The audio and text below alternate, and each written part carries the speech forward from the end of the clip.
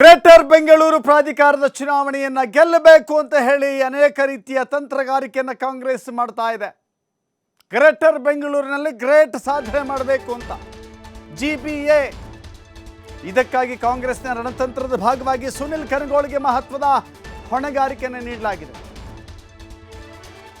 ಚುನಾವಣಾ ತಂತ್ರಗಾರಿಕೆಯ ಹೊಣೆಯನ್ನು ನೀಡಿದೆ ರಾಜ್ಯ ಕಾಂಗ್ರೆಸ್. ಚುನಾವಣಾ ತಂತ್ರಜ್ಞ ಸ್ಟ್ರಾಟಜಿಸ್ಟ್ ಸುನಿಲ್ ಕನಗೋಳುಗೆ ಈ ಜವಾಬ್ದಾರಿಯನ್ನು ವಹಿಸಲಾಗಿದೆ. ಪ್ರಶಾಂತ್ ಕಿಶೋರ್ ತಂಡದಲ್ಲಿ ಕರ್ತವ್ಯವನ್ನು ನಿರ್ವಹಿಸಿದ್ರು ಸುನಿಲ್ ಕನಗೋಳು.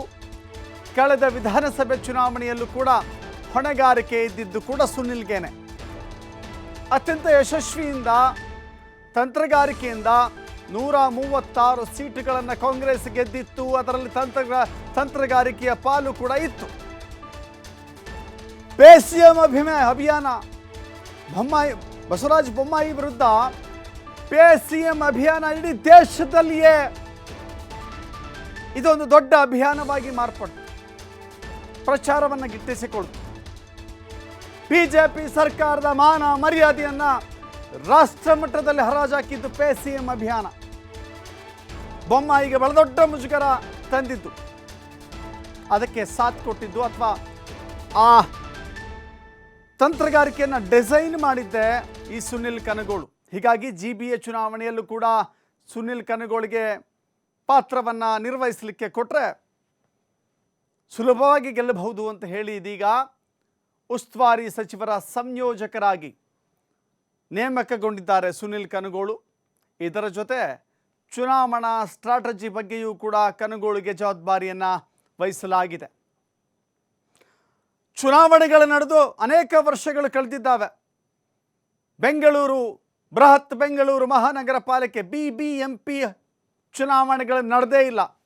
ಅನೇಕ ಕಾರಣಗಳಿಂದಾಗಿ 4-6 ವರ್ಷಗಳಿಂದ ಚುನಾವಣೆ ಇಲ್ಲದೆ BBMP ಅಧಿಕಾರಿಗಳಿಂದ ಆಡಳಿತ ನಿರ್ವಹಣೆಗೊಳಪಟ್ಟಿದೆ. ಈಗ GBA ಆದ ನಂತರದಲ್ಲಿ ಹೇಗಾದರೂ ಮಾಡಿದ್ದನ್ನು ವಶಕ್ಕೆ ತೆಗೆದುಕೊಳ್ಳಬೇಕು ಎನ್ನುವ ಕಾರಣಕ್ಕಾಗಿ ಗ್ರೇಟರ್ ಬೆಂಗಳೂರು ಅಥಾರಿಟಿಯ ಚುನಾವಣೆಯನ್ನು ಘೋಷಣೆಯಾಗುವುದಕ್ಕೂ ಮೊದಲೇ ಸುನಿಲ್ ಕನಗೋಳಿಗೆ ಈ ಜವಾಬ್ದಾರಿಯನ್ನು ವಹಿಸಲಾಗಿದೆ.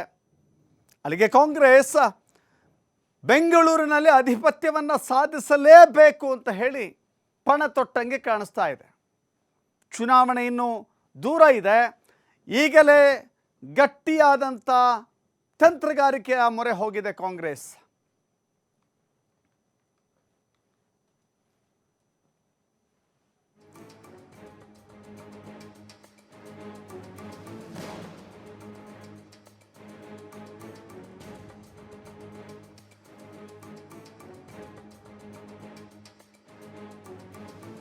ಶಿವಕುಮಾರ್ ನಡ್ತಾರೆ. ಶಿವಕುಮಾರ್, ಗಮನಿಸ್ತಾ ಇದ್ದೀವಿ, ಕಳೆದ ವಿಧಾನಸಭೆ ಚುನಾವಣೆಯಲ್ಲಿ ಪೇಸಿಎಂ ಅಭಿಯಾನ ಇಡೀ ದೇಶದಲ್ಲಿ ಪ್ರಚಾರವನ್ನು ತೆಗೆದುಕೊಳ್ತು. ಅಂದಿನ ಬೊಮ್ಮಾಯಿ ಸರ್ಕಾರಕ್ಕೆ ದೇಶದಾದ್ಯಂತ ಮುಜುಗರವನ್ನು ಕೂಡ ತಂದಿಟ್ಟಿತ್ತು.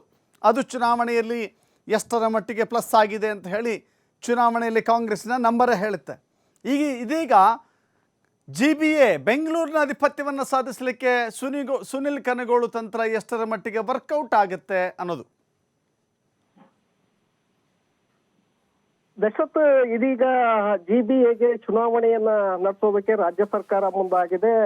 ಬಹುತೇಕವಾಗಿ ನವೆಂಬರ್ನಲ್ಲಿ ನೋಟಿಫಿಕೇಶನ್ ಅನ್ನು ಹೊರಡಿಸುವಂತ ಸಾಧ್ಯತೆಗಳು ಕೂಡ ಇದೆ. ಅಲ್ಲಿಗೆ ಫೆಬ್ರವರಿಯಲ್ಲಿ ಚುನಾವಣೆ ಬರಬಹುದು. ಆ ಕಾರಣಕ್ಕೆ ಈಗಾಗಲೇ ಕಾಂಗ್ರೆಸ್ ಪಕ್ಷ ಸಾಕಷ್ಟು ಸಿದ್ಧತೆಗಳನ್ನ ಮಾಡ್ಕೊಳ್ತಾ ಇದೆ. ನಿರಂತರವಾಗಿ DK ಶಿವಕುಮಾರ್ ಕೂಡ ಸಭೆಗಳ ಮೇಲೆ ಸಭೆಗಳನ್ನು ನಡೆಸ್ತಾ ಇದ್ದಾರೆ. ಈಗಾಗಲೇ ಸಚಿವರಿಗೆ ಜವಾಬ್ದಾರಿಯನ್ನ ಕೊಟ್ಟಿದ್ದಾರೆ. 5 ಪಾಲಿಕೆಗಳಾಗಿ ಏನು BBMPಯನ್ನ ವಿಭಜನೆ ಮಾಡಿ GBA ಅಂತ ಹೇಳಿ ಮಾಡಿದ್ದಾರೆ. 5 ಪಾಲಿಕೆಗಳಿಗೆ ಈಗ ಉಸ್ತುವಾರಿ ಸಚಿವರನ್ನು ಕೂಡ ನೇಮಕ ಮಾಡಲಾಗಿದೆ. ಅವರಿಗೆ ಬೆಂಗಳೂರು ಭಾಗದ ಶಾಸಕರು ಹಾಗೆ ಎಲ್ಲ MLCಗಳನ್ನು ಕೂಡ ಚುನಾವಣೆಯಲ್ಲಿ ಸಂಘಟನೆಯನ್ನ ಮಾಡಬೇಕು, 5 ಪಾಲಿಕೆಗಳಲ್ಲಿ ಪಕ್ಷಕ್ಕೆ ಅಧಿಕಾರವನ್ನ ತರಬೇಕು ಅನ್ನುವಂತ ನಿಟ್ಟಿನಲ್ಲಿ ಜವಾಬ್ದಾರಿಗಳನ್ನ ಕೊಡಲಾಗಿದೆ. ಇದರ ಜೊತೆಗೆ ಸುನಿಲ್ ಕನಗೋಳು ಅವರನ್ನ ಈ ಸಚಿವರು ಮತ್ತೆ ಶಾಸಕರು MLCಗಳು ಸಂಸದರು ಏನು ಇದ್ದಾರೆ ಅವರ ಒಂದು ಸಂಯೋಜಕರಾಗಿ ಕೂಡ ಸುನಿಲ್ ಕನಗೋಳು ಅವರನ್ನ ನೇಮಕ ಮಾಡಿದ್ದಾರೆ.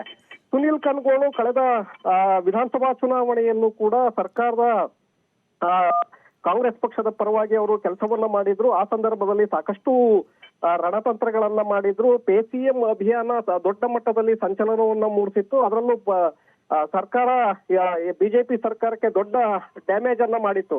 ಆ ಕಾರಣಕ್ಕೆ ವಿಧಾನಸಭಾ ಚುನಾವಣೆಯಲ್ಲಿ ಅತಿ ಹೆಚ್ಚಿನ ಸೀಟುಗಳನ್ನ ಗೆದ್ದು ಸರ್ಕಾರ ಅಧಿಕಾರಕ್ಕೆ ಬರೋದಕ್ಕೂ ಕೂಡ ಕಾರಣವಾಗಿತ್ತು. ಸೊ ಇದರ ಬೆನ್ನಲ್ಲೇ ಈಗ ಬಿಬಿಎಂಪಿ ಗ್ರೇಟರ್ ಬೆಂಗಳೂರು ಚುನಾವಣೆಯಲ್ಲೂ ಕೂಡ ಸುನೀಲ್ ಕನ್ಗೋಳ್ ಅವರಿಗೆ ಜವಾಬ್ದಾರಿಯನ್ನ ಕೊಡುವಂತ ಒಂದು ಪ್ರಯತ್ನವನ್ನ ಮಾಡಿದೆ. ಅವರಿಗೆ ಚುನಾವಣೆಯಲ್ಲಿ ತಂತ್ರಗಾರಿಕೆಯನ್ನ ಮಾಡಿ 5 ಪಾಲಿಕೆಗಳಲ್ಲೂ ಕೂಡ ಅಧಿಕಾರವನ್ನ ತರಬೇಕು ಅನ್ನುವಂತ ನಿಟ್ಟಿನಲ್ಲಿ ಹೊಣೆಗಾರಿಕೆಯನ್ನ ನೀಡಲಾಗಿದೆ. Darshan. Yes, thank you Shivakumar.